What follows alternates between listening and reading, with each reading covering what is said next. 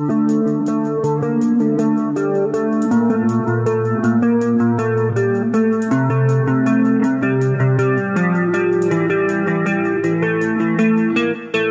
cuy, gimana? Sehat kan? Kalau sehat, subrek dulu dong, biar makin sehat dan lancar rezekinya.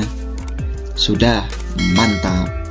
Oke cuy, apa jadinya jika kita mengadakan sebuah reuni sekolah dan bertemu dengan teman lama kita, khususnya teman wanita? Mungkin banyak dari teman kalian, khususnya teman wanita, yang dulunya waktu sekolah terlihat biasa saja. Tapi pas di acara reuni tersebut, teman kalian berubah menjadi sangat cantik dan juga montoknya nggak ada obat cuy. Seperti film yang akan saya bahas kali ini yang berjudul Purpose of Reunion tahun 2015. Film ini menceritakan tentang seorang pria yang mengadakan reuni sekolah. Tapi siapa sangka, pria tersebut bertemu dengan teman wanitanya yang sangat cantik dan juga montok asoy geboy. Aduhai sekali. Ya udahlah, tanpa berlama-lama kita langsung saja ke ceritanya. Let's go.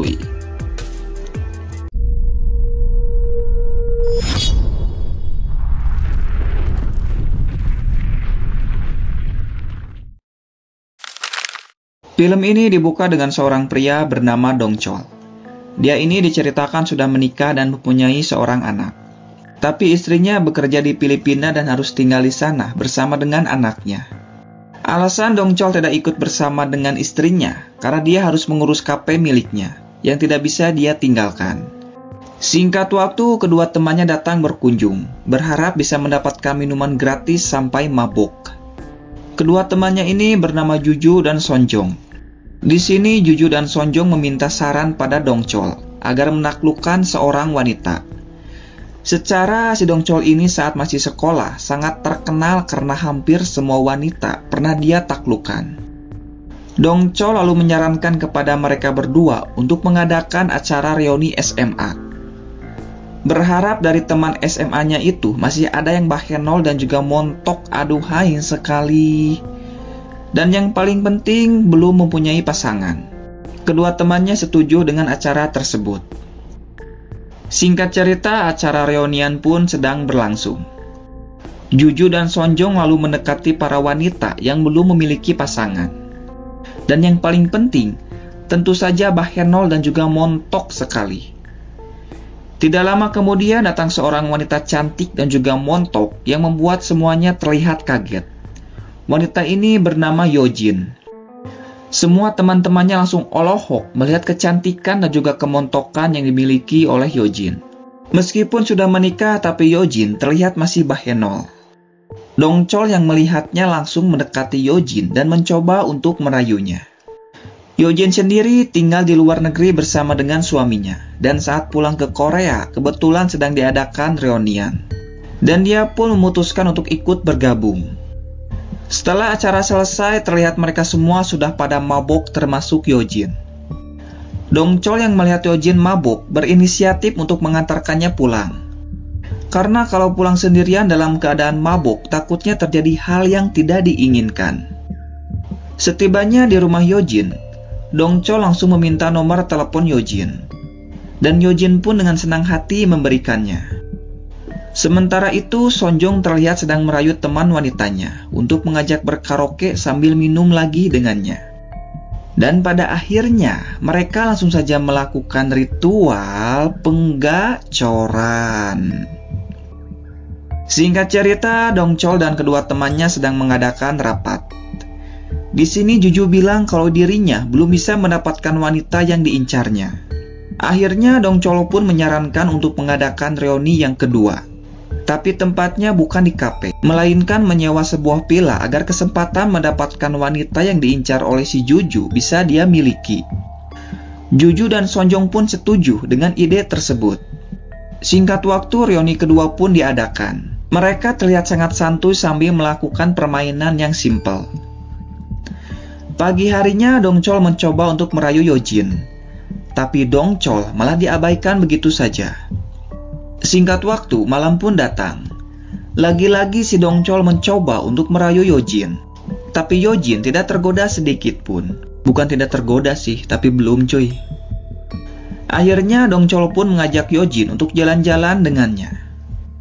Tapi tiba-tiba saja mereka malah mendengar suara pemersatu bangsa. Saat mendekati sumber suara tersebut, ternyata Sonjong dan pacarnya sedang asik bermain kuda lumping di dalam tenda tersebut. Dan hal itu membuat Dongchol tidak bisa menahannya lagi. Dia pun mencoba untuk mencipok Yojin. Tapi tiba-tiba Yojin langsung tersadar karena perbuatan tersebut adalah perbuatan yang salah karena mereka berdua sudah pada menikah. Dengan perasaan hati yang gelisah, galau merana dicampur rasa kehel, Yojin pun akhirnya memutuskan untuk pulang menaiki taksi. Dongchol yang merasa bersalah langsung menyusul Yojin ke rumahnya dan mencoba untuk menelpon Yojin, tapi tidak ada jawaban. Setibanya di rumah Yojin, Dongchol yang dari awal sudah nggak tahan, tanpa basa-basi langsung mencium Yojin. Awalnya si Yojin menolak, karena dia tidak ingin membuat keluarga suaminya merasa kecewa. Karena terus dirayu ditambah lagi godaan setan yang sangat kuat, membuat hati Yojin menjadi luluh. Dan tidak lama, mereka langsung saja melakukan ritual bercocok tanam. Besok paginya, Dongchol mengajak Yojin untuk makan bersama dengannya. Lalu mengajak Yojin untuk minum tuak di kafe miliknya. Setelah kejadian kemarin malam, mereka berdua terlihat sangat akrab. Bahkan si Dongchol dibuat tidak fokus karena melihat analog milik Yojin yang getarannya emang masih mantap dan juga oke cuy. Sampai-sampai Dongchol bilang kalau analog tersebut adalah palsu. Bayangin tuh, analog segede gitu dibilang palsu. Kampret emang. Lantas, dia mencoba untuk memegang analog tersebut. Tapi dengan sigap, Yojin langsung menangkisnya. Besok malamnya, Dongchol yang sudah ketagihan, lalu pergi ke rumah Yojin. Di saat akan melakukan ritual penggeprekan, tiba-tiba saja bel rumah berbunyi. Karena takut ketahuan, Yojin langsung menyuruh Dongchol untuk sembunyi di lemari bajunya. Ternyata yang datang adalah mertuanya. Sang mertua yang baik hati dan tidak sombong membawakan makanan untuk Yojin. Setelah itu, Yojin langsung menyuruh Dongchol untuk pulang. Besok paginya, mereka berdua kembali bertemu untuk makan bersama di sebuah restoran. Dan kampretnya, di saat semua pengunjung sedang menikmati makanannya, mereka berdua malah bermain gesek-gesekan secara diam-diam. Alhasil, suara desahan dari Yojin langsung membuat para pengunjung yang sedang makan memperhatikannya. Di tempat lain terlihat ada seorang wanita cantik yang sedang menelepon. Wanita ini adalah istri dari Dongchol. Di sini sang istri mencoba untuk menelepon si Dongchol. Tapi si Dongchol yang sedang asik berduaan dengan Yojin malah mengabaikan telepon dari istrinya tersebut. Karena sudah tidak tahan lagi, Dongchol lalu mengajak Yojin untuk pergi ke rumahnya. Dan tanpa basa-basi mereka langsung saja bermain kuda lumping. Setelah selesai, Yojin lalu pamit untuk pulang. Tidak lama setelah Yojin pulang, tiba-tiba bel rumah berbunyi. Ternyata yang datang adalah istri si Dongchol. Malam harinya Dongchol sangat kaget melihat Yojin ada di hadapannya. Tidak lama kemudian istrinya datang. Yojin yang melihatnya berpura-pura tidak kenal dan langsung pergi begitu saja. Hal itu membuat Yojin merasa kecewa sekaligus sakit hati. Dan berjanji tidak akan bertemu lagi dengan si Dongchol. Singkat cerita, Dongchol mengantarkan istrinya ke bandara karena sudah waktunya untuk pulang. Di malam harinya, Dongchol pergi ke rumah Yojin. Dengan perasaan hati yang campur aduk, Yojin berkata untuk apa Dongchol datang ke sini. Dongchol lalu bilang kalau istrinya sudah kembali pulang. Mendengar hal itu, Yojin merasa kecewa karena dirinya merasa hanya dibutuhkan saja saat Dongchol merasa kesepian.